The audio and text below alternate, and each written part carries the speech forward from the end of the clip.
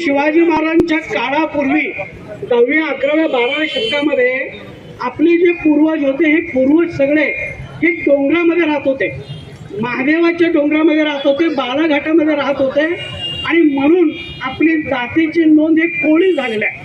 तर कोळी म्हणजे प्राचीन काळी डोंगरात राहणारी लोक.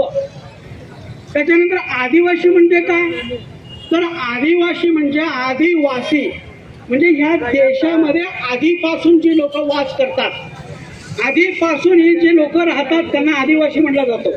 तर त्याच्यामध्ये कोळी हे आदिवासी आहे. कोळी हे मुळापासून या देशामध्ये राहणारे एक आहे.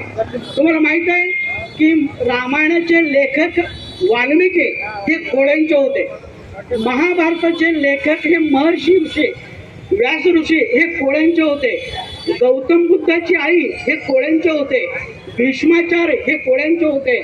म्हणजे